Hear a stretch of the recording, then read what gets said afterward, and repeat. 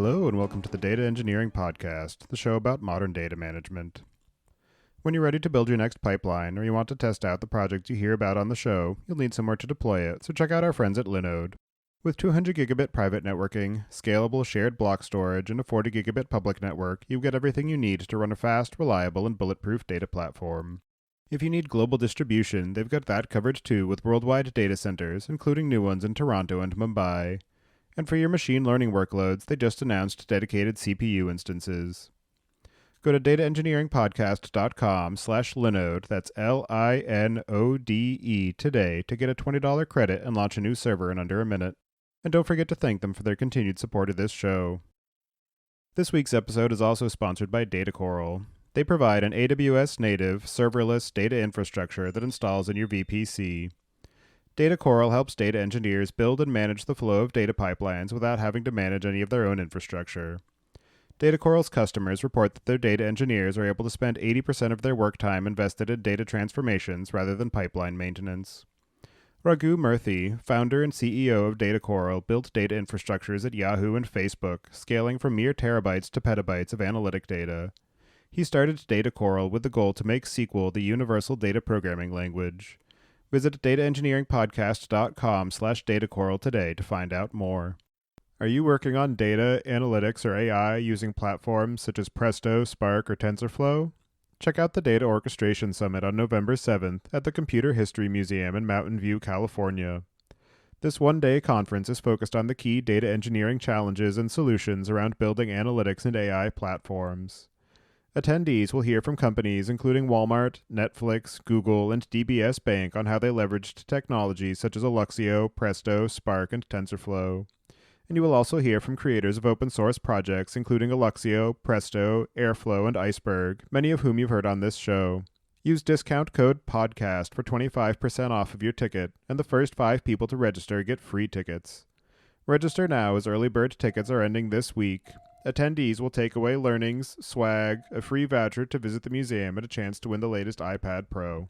You listen to this show to learn and stay up to date with what's happening in databases, streaming platforms, big data, and everything else you need to know about modern data management. For even more opportunities to meet, listen, and learn from your peers, you don't want to miss out on this year's conference season. We have partnered with organizations such as Dataversity, Corinium Global Intelligence, Alluxio, and Data Council. Upcoming events include the combined events of the Data Architecture Summit and Graphorum, the Data Orchestration Summit, and Data Council in New York City. Go to dataengineeringpodcast.com/conferences today to learn more about these and other events and to take advantage of our partner discounts to save money when you register. Your host is Tobias Macey, and today I'm interviewing Lewis Hemens about Dataform, a platform that helps analysts manage all data processes in your cloud data warehouse. So, Lewis, can you start by introducing yourself? Hi, I'm Lewis. I'm CTO and co-founder of Dataform. So I previously worked at Google as a software engineer. At Google, everything we did was about data. I was there for about 6.5 years and left 2 years ago to start my own company. And we actually worked on a few different ideas before we came to Dataform. We took part in Y Combinator back in 2018. And we got funding for Dataform last year. And we're now a team of 7 or so. So we didn't actually start with data management when I left Google. We actually worked on some different products in the data space around automated data mining. We quickly realized one of the biggest challenges our users were facing was around data management. Of course, we couldn't do any meaningful data mining if the input to that process was not clean, well-prepared data. So this is kind of how we ended up where we are. And at Google, we were very spoiled with many great tools to spin up new pipelines, to do data modeling, and build scalable SQL data processes. We felt that this was a far more interesting problem to solve, so we made the move. And do you remember how you first got involved in the area of data management? Yes. So when we were working on our first idea after leaving Google, we found ourselves... the first thing we do with any customer we worked with was to go and write some SQL for them. We would start by modeling their data. We would pull a number of tables together. We'd do joins, do data cleaning. And then we ended up stuck because we needed a way to give this back to them so that they could deploy it, so to speak. And this is something that most companies didn't really have set up, or particularly the startups we were working with didn't really have any way to do this. So we came across DBT. We saw what they're working on and we loved it. We felt that one of the biggest challenges to picking this kind of solution up was to package it in a way that it could be used by maybe data analysts who are less comfortable with command line interfaces or writing code, Git, so on. So actually our initial version of the product was a web-based IDE for DBT projects. And we'd spoken with Tristan and Drew from Fishdown Analytics while we developed this. A few months down the line, we decided to move off our own framework instead of DBT, which we can get into a little bit. But that's kind of the origin story of Dataform. I'm curious what the motivation was for starting your own command line framework to replace DBT and what the sort of main differences are in terms of capabilities or workflow that you are building into your tool and how it compares to the overall workflow of DBT for people who might be familiar with that. Yeah, absolutely. So Dataform is two things. We think about it as two things. So there is a data modeling framework, which is comparable to DBT. But I think the bigger part of what we've been developing and where we think most of the value comes from is we have a web-based development environment for Dataform projects where you can develop SQL queries, you can validate, preview, test new models, changes, and keep everything tracked in a Git repository. So this was what our initial IDE was on top of DBT. The migration away from the DBT framework was not for any particularly major reason. And if I'm honest, our framework is actually very similar to DBT conceptually. It just allowed us to move a little quicker and do a few things that we were struggling to do. So Dataform is designed for analysts and engineers, and this web-based environment kind of gives us the best of both of those worlds, and allows teams to adopt those engineering best practices while maybe not having everybody on the team super comfortable with doing those things manually via a command line or via code. And I also noticed that the command line agent that you wrote is largely written in TypeScript, whereas DBT is primarily Python. I'm curious if the motivating factor for that is because you're using a decent amount of that logic in the web environment as well to reduce the overall burden of development. Yeah, so that is definitely a factor. There were a few factors in us going that way. Personally, I'm a big fan of typed languages, and that was something that drew us towards something like TypeScript. You're absolutely right. Being able to develop the framework and the backend and the front end all in the same language, using the same DTOs, is a huge benefit to us and helps us move quite quickly. Given that I think we knew from day one the most valuable part of this was really packaging this up into a web-based environment. So, can you talk through a bit of the workflow and life cycle of an analytic project that is using Dataform and how it allows for collaboration between data engineers and data analysts and what the sort of primary users are at each of the different stages? Yep.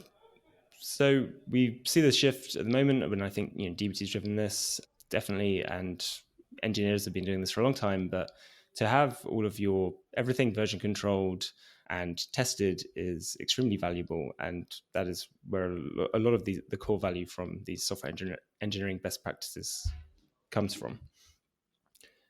So looking at a Dataform project in the web UI, you typically start off by coming into a project and wanting to make a change. That might be publishing a new data set or a table or a view or some other operation.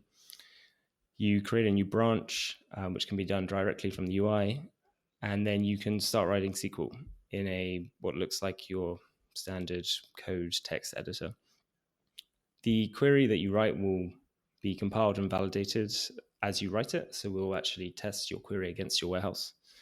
And we provide a number of built-in functions for building dependencies between different actions in your larger project. As you develop, you can test your query, preview the results.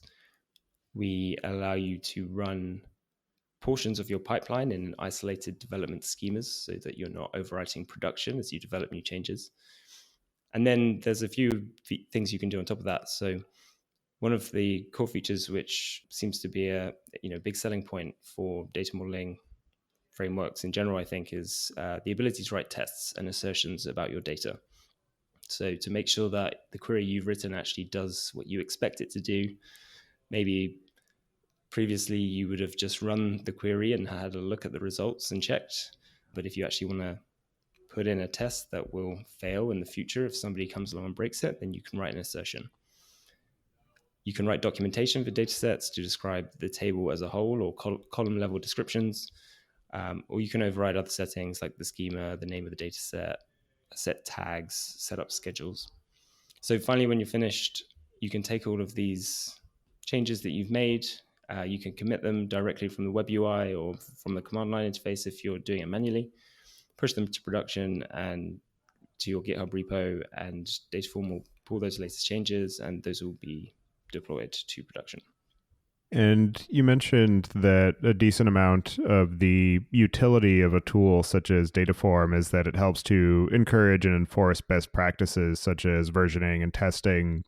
And one of the things that I found interesting as I was going through the documentation is that the form of the tests is actually that you build a query that is intended to not return any results. So essentially, the inverse of the intended query is how you actually generate the test, and that if there are any results returned is when it fails.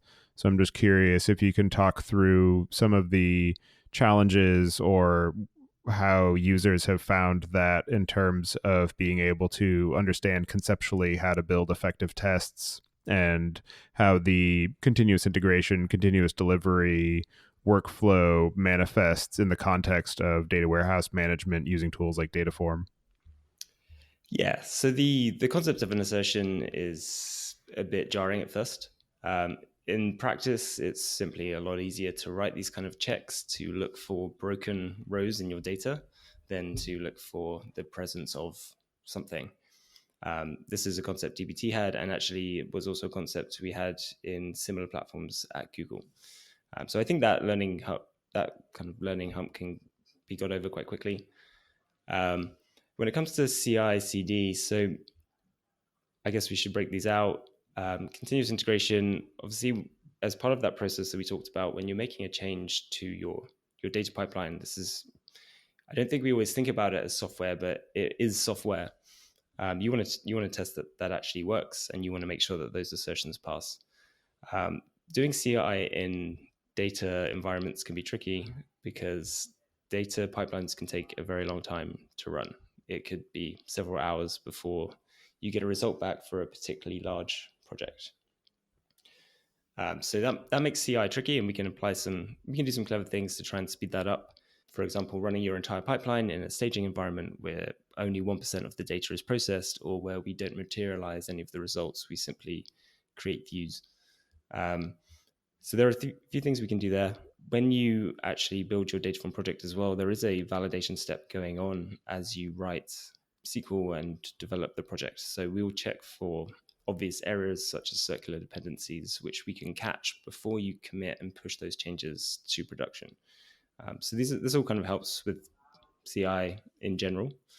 Continuous delivery is a lot easier in a data environment. We simply deploy these things to production when we're ready. And yeah, that's pretty much it. And in terms of the speed aspect of that, I'm sure that having the tests structured in a way that they're intended to not match anything will help to speed up the overall execution. Whereas if you're trying to, as you said, assert the presence of certain records or certain data types, means that you're actually going to be doing a lot more processing in the database of the records to be able to return something potentially quite large in the result set, and then having to do validation against that. So I think that's probably not true for most warehouses, although it's going to depend on the warehouse. So the way we actually execute an assertion is we take the select query that you've given us and we wrap it up in a select someone from your user generated code. So I think actually whether rows exist or not, because the data is never being put anywhere, the execution cost is the same. One of the goals that we had in designing the system is we don't want data to ever leave your warehouse. And I think that's something important to understand with Dataform. it's not running, it's not processing your data itself. It's an orchestrator. It executes those queries for you. So when you write an assertion, we actually create a view in your data warehouse which contains the query that you've provided us with, and then we query that. One of the benefits of this is if your assertion fails in production and you want to know why, you can go to that table and have a look, query it yourself, and try and work out what's gone on without data ever actually leaking from your production data warehouse. And then, in terms of the engineering best practices that you're trying to enforce beyond just testing, I'm curious what you have found to be common challenges and mistakes among engineers and analysts in terms of versioning and evolving schemas and the accompanying data, as well as just general collaboration best practices to ensure that all the engineers and analysts are on the same page and able to work effectively. Yeah. So we see a number of changes, a number of issues come up often.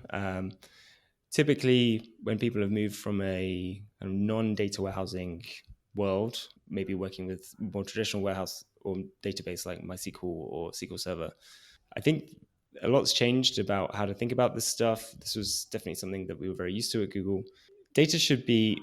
Source data should generally be immutable.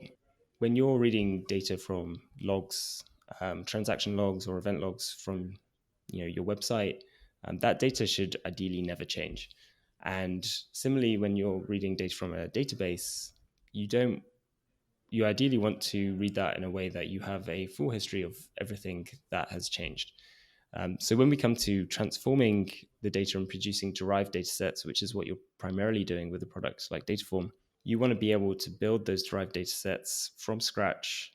If you lost them all, if you accidentally deleted all of those data sets, you want to be able to recreate that entire warehouse state again. And we often see the first thing people do when they start using our product is to actually write more like SQL scripts, which perform some sequence of operations. So creating tables, inserting into those tables, deleting from those tables. This is kind of stateful, and it becomes very hard to reason about.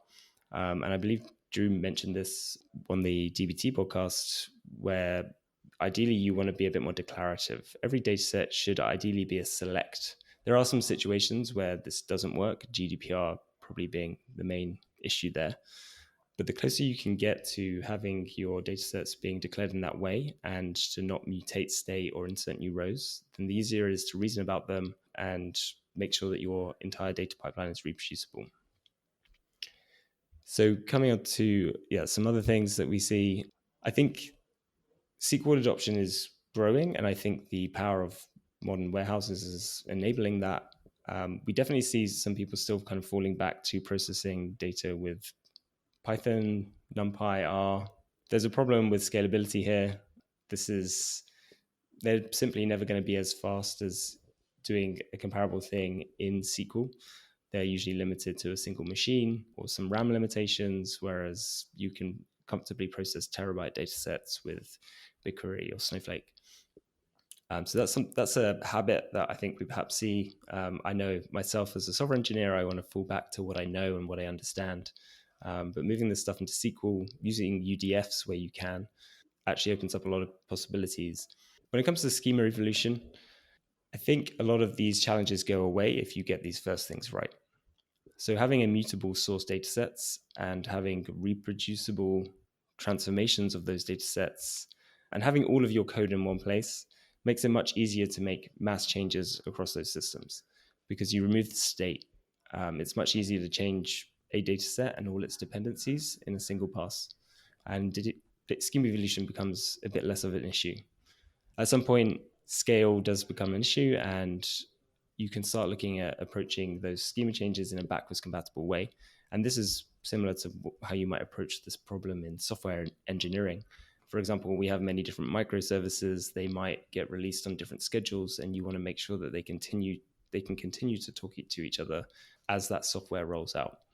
So, for example, removing a field from a table because it's no longer valid, you typically do that in a software engineering way by marking that field as deprecated, giving those consumers some amount of time to clean up their well, in this case, SQL queries that use that data. And then when you know all consumers are no longer reading it, you can remove it safely. Tools like Dataform make this kind of action a bit more feasible to accomplish because you can see all of that SQL in one place. You can actually analyze and work out who's reading this field, who do I need to notify, and you know when all references to it have been removed. And digging into Dataform itself more, can you talk through a bit in terms of how it's implemented and some of the evolution that it's gone through since you first began working on that as a replacement for DBT?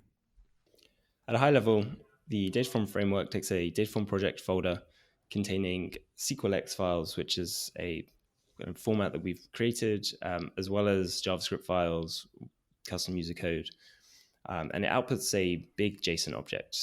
That JSON object describes every SQL action, its dependencies, and other metadata.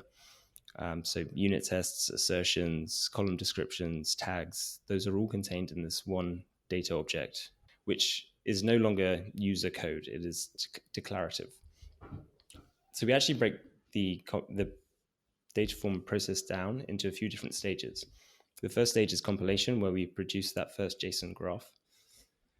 The second step is, we call it build, where we take that graph and we combine it with information from the data warehouse, which would be states such as what tables currently exist, are they tables of views, what columns are in those tables, and we use that to generate an execution graph, which is a kind of final, ready to run list of every single SQL operation that we're going to actually execute as part of the graph.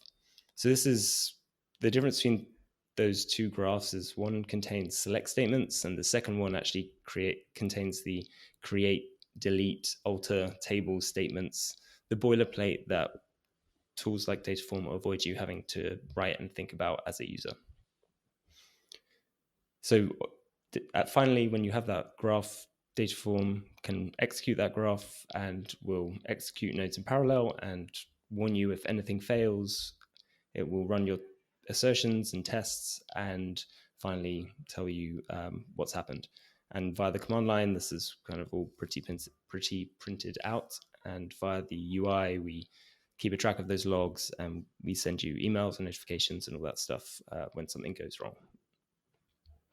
In terms of the evolution, as I've mentioned, we're of course inspired very much by DBT. Some of our design goals were primarily to make it fast. In order to make the IDE powerful and usable, we wanted real-time compilation. So we wanted to make sure that the Dataform projects could compile within a second so that you could actually see what SQL you're generating before it got validated or run. And that's something that we try to do and is possibly one of the reasons why we moved towards JavaScript. We also wanted to make sure that the output of that compilation process was machine interpretable and as close to pure SQL as possible. So the output of the Dataform compilation project actually is just a JSON object containing really nothing but actual SQL statements that can be run directly, either through Dataform or manually. There are a few kind of step changes, I'd say, in the framework itself. One particularly interesting and important part was sandboxing. So when Dataform projects compile, we don't allow external calls to third-party services. It can't look at the data warehouse, and this is necessary if we want to make it fast. If we allow user code to make external API calls, then this can slow things down quite a lot.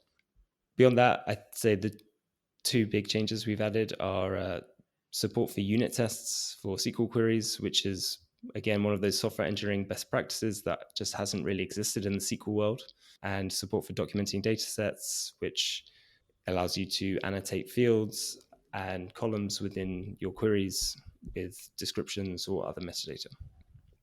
So it sounds like you've actually ended up building a SQL parser into the command line agent for being able to extract the data types and the dependency graph. I'm curious, what are some of the challenges that you encountered in the process of that?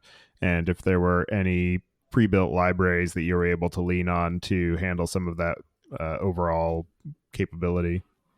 So we don't currently parse SQL itself. One of the challenges there is the different dialects of SQL across different warehouse types. However, we do still have our own custom parser for these SQLX files. So the SQLX file is raw SQL, but uh, allows it to be annotated with JavaScript or JSON-like blocks, which set configuration settings or allow the use of templates within that SQL, so you can reuse code and make your project more modular. We did use some libraries. I think we used Moo. We're trying to keep the footprint of the Dataform core library as small as possible. One of our engineers has a experience doing this stuff and managed to whip something up in a few days. But it's certainly been challenging, and I think, as I mentioned before, the performance is very important, and trying to keep that lexing and parsing fast and under a second is something we've worked quite hard to do. And you mentioned too that in the SQLX files, you can embed some JavaScript logic for being able to build out macros or conditional templating. And I'm curious if you can talk through some of the use cases that that enables that would otherwise be fairly difficult if you were just relying on the pure SQL, and some of the limitations of SQL itself when you're working in an environment where you're collaborating with other engineers and you might need to be able to compile multiple different fragments of SQL into an overarching query or table definition. Yeah, so SQL is not a programming language exactly. Some variants like T-SQL maybe are, but we can't really make that assumption. So as you mentioned, those conditional behaviors are hard to recreate, and it really limits what you can do. So to walk through an example, unit testing. For a SQL query, in order to be able to unit test a SQL query, you need to have an understanding of its inputs and you need to be able to declare its expected output. This isn't something that SQL can do on itself, and this is where I think a product like Dataform actually enables these use cases. Similarly, parameterization of queries for different environments. I mentioned this earlier, running staging pipelines on 1% of your data. You can't do this with SQL directly. It doesn't understand what environment it's in. But with a framework like Dataform, we can wrap up that information and make that accessible to the user code. So as we create the SQL code, we can put those variables in. The reusable aspect is obviously important. Don't repeat yourself. If you are writing some actual code, and you're copy pasting more than a handful of lines, you're probably gonna think twice about that and package it up. SQL again doesn't really have many ways to do this. Some data warehouses do support things like stored SQL procedures, which can help, but these things are rarely version controlled. So being able to do that inside a framework like Dataform massively reduces the amount of duplicate code, makes large refactorings easier. I could give you an example of one thing which one of our first customers did early on, which I think really highlights the power of this kind of thing. So I mentioned earlier, GDPR is annoying but important, because you need to remove data from your warehouse. You need to do something which is kind of stateful in a sense, execute delete operations and forget everything about a user. You might have 30 plus tables which contain user or PII or identifiable information. You're going to have to go into those tables and execute a delete statement, removing any rows which match user IDs from some deletion request table. So with Dataform, this template can be packaged up with a for loop and a list of the tables, and possibly the user ID field names. You can automatically generate those 30 queries that actually will go and run at the end of your daily schedule to remove all of those users' rows from those tables. So none of this stuff would be doable directly with SQL, and none of the other things we talked about, CI/CD, unit testing, code modularity, these are all limitations of SQL itself. And then another thing that you mentioned earlier is the different dialects for the different data warehouses. And I'm curious how you have approached encapsulating the common core capabilities and then also allowing for taking advantage of the differentiating factors between those different warehouses and what's involved in adding support for a new backend. Yep. So currently we have support for BigQuery, Redshift, Snowflake, Postgres, and Azure data warehouses. Certainly is a cost to us to maintain all of these. Thankfully, they do share a lot of similarities, and if you look at Redshift, Postgres, particularly, they are very similar in terms of how they behave. Snowflake fairly similar too. BigQuery is probably the odd one out here in that it has its own way of doing things and definitely causes us a bit of a headache. I think one of our decisions in how we interface with these warehouses is to kind of treat them as simple the most simple way we possibly can, which is they are something that we send SQL strings to and get responses back from, and that is internally that is pretty much what our database adapter looks like. If you want to support a new warehouse, you need to tell it a little bit about the SQL dialect, and most of these derive from the same kind of core standard SQL dialect that we have inside our repository. And you need to tell it how to connect to that warehouse, and how to execute statements. And that's really it. That's kind of the fundamental piece. It's quite low level. It doesn't know much more. We do have some APIs that need to be implemented, such as listing tables, validating statements if you want validation in the actual Dataform web UI, listing schemas, and fetching table metadata, such as the schema of a table. There are some headaches there dealing with different data types in different databases, some often tricky issues to debug around connection pooling. But I think thanks to keeping that interface quite simple, this hasn't been a huge burden for us so far. I suspect some of the other warehouses, such as Athena and Presto, will make this a little trickier, where dealing with data on S3, for example, you maybe lose this concept of like a schema and table relation identifier. And in terms of the SQL dialect support, do you have any validation in terms of the compilation step to verify that a particular statement is going to comply with the dialect of the engine that it's going to be running against? Yes, so we've thought a little bit about this. There are some libraries you can use to kind of do this. At the moment, we don't do that automatically. Compilation, as I mentioned, we want to keep really fast. We will do validation in the UI after we successfully compile. And we can cache some of that stuff where it makes sense. But we generally rely on asking the warehouse itself to validate a query for us. And this is particularly important for something like BigQuery, where they've perhaps moved a bit away from your standard dialect, and the source of truth is ultimately asking the BigQuery API itself whether this is a valid query. One of the things that also makes this tricky is understanding if the tables that you're querying from even exist, and it's useful for us to be able to surface that kind of information. And then, as you've mentioned, there is the web UI and there's also the command line interface that has the core functionality. I'm wondering if you can talk a bit about the differences in capabilities and when somebody might want to reach for the web UI versus the command line. So the Dataform web platform is really good towards enabling collaboration across an entire data team. So Dataform is an IDE for Dataform projects. You can develop new models, you can develop SQL queries, get real-time compilation, and preview results. It integrates directly with Git, so you can create branches, make commits, and develop and test changes in an isolated environment. So you're not overwriting your production data every time somebody makes a change.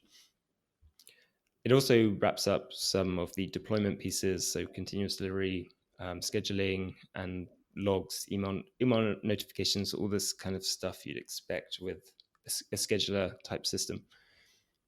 So I think the command line interface is useful for a number of things still.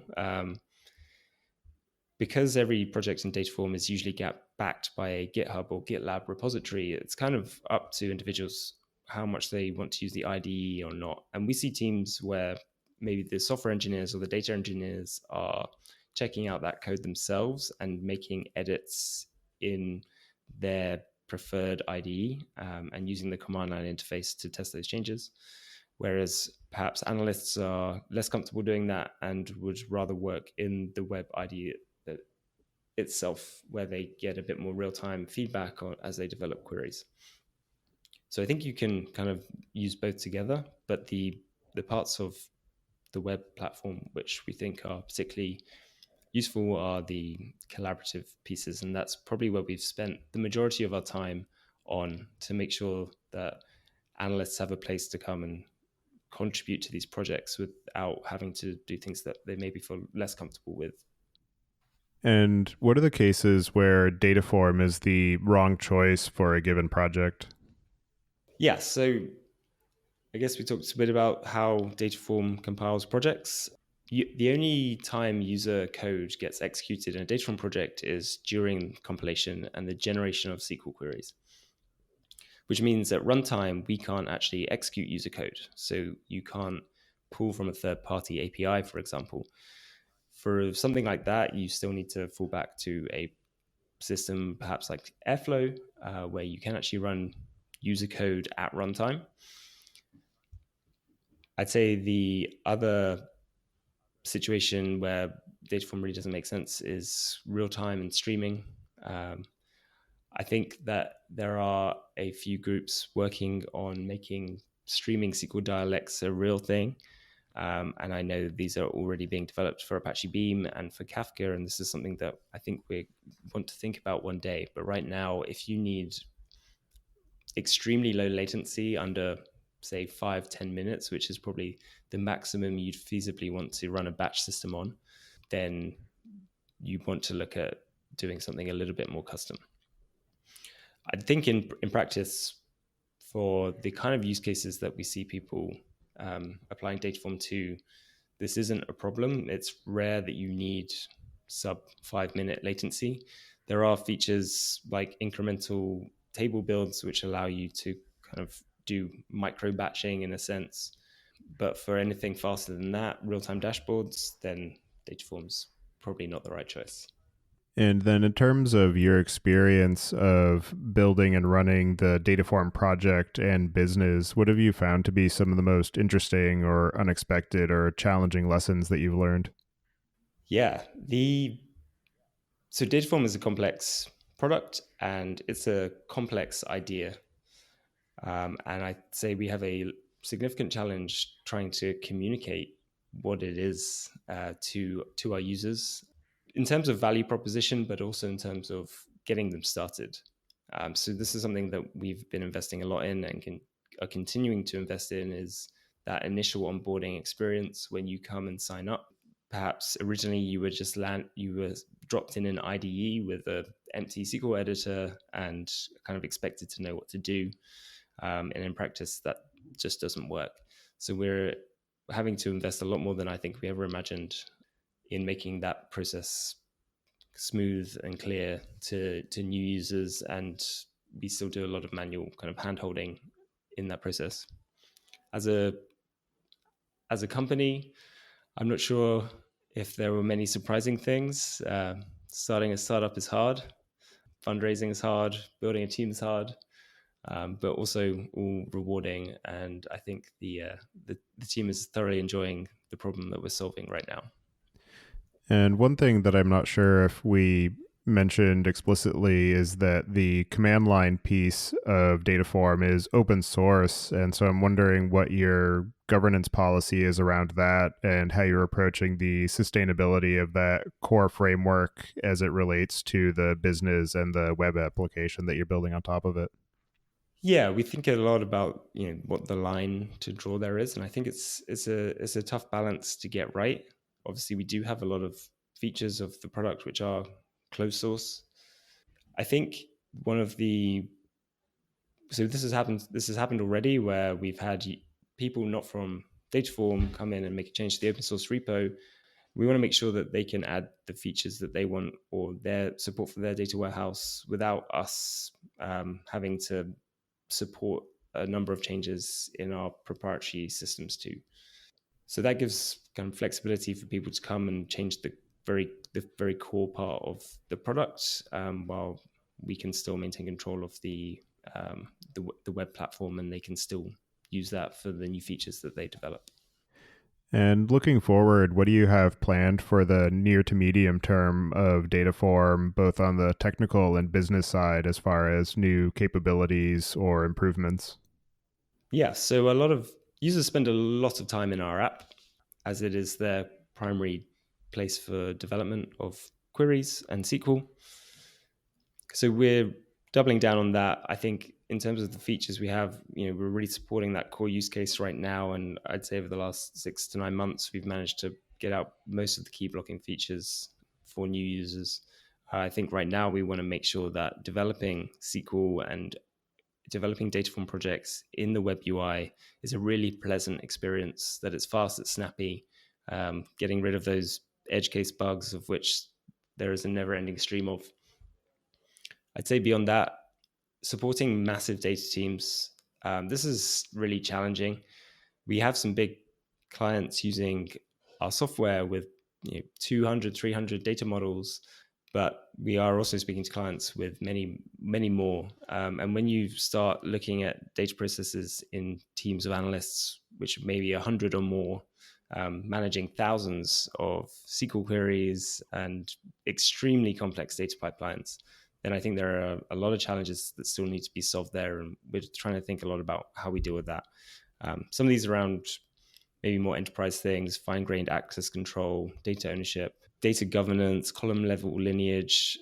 This is all extremely important at that level. In terms of immediate features, we're currently building out support for release processes and multiple deployment environments. So you can have staging and canary environments. We're looking at first-class support for UDFs. I mentioned UDFs before, and I think this enables a lot of really interesting use cases in modern data warehouses, as well as support for Presto and Athena, and integration with some other data workflow tools such as Airflow. In terms of the maybe slightly longer term, I think we'd like to be able to support multiple data warehouses with a single Dataform project. I mentioned the streaming thing too. That's something that's always on the back of our mind. And we're also investing in a number of packages to kind of make common SQL processes a little easier to do without having to reinvent the wheel every time. So, for example, analyzing A/B experiments, managing access control, or utilities to simplify writing data tests. We think we can save a lot of people a lot of repeat work by packaging some of these up and making them available to the community.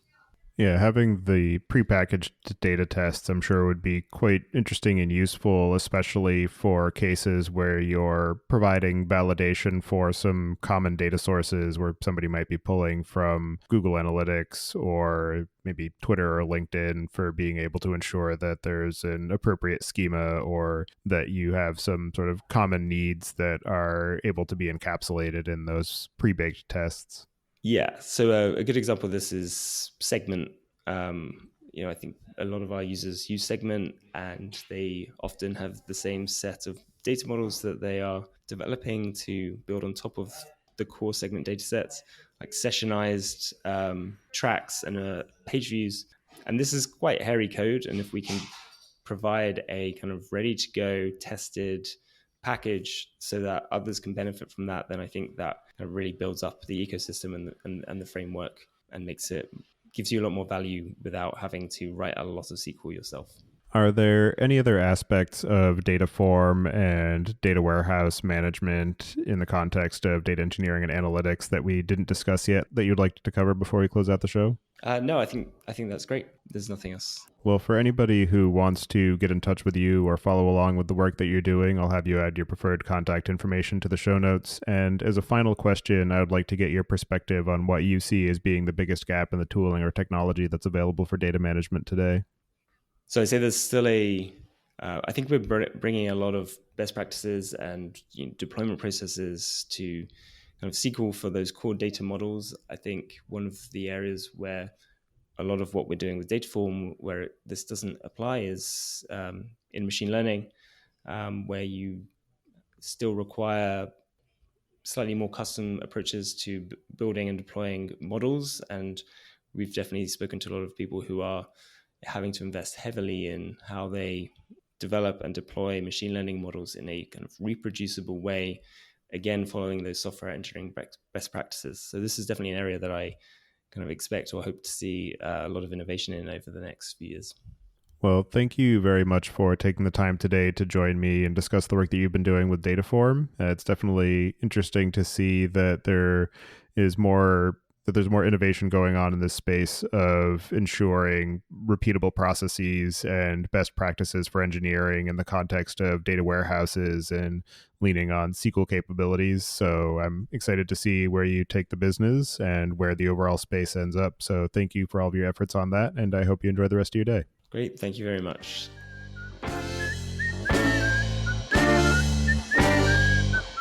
Listening. Don't forget to check out our other show, podcast.init, at pythonpodcast.com to learn about the Python language, its community, and the innovative ways it is being used. And visit the site at dataengineeringpodcast.com to subscribe to the show, sign up for the mailing list, and read the show notes. If you've learned something or tried out a project from the show, then tell us about it. Email hosts at dataengineeringpodcast.com with your story. And to help other people find the show, please leave a review on iTunes and tell your friends and coworkers.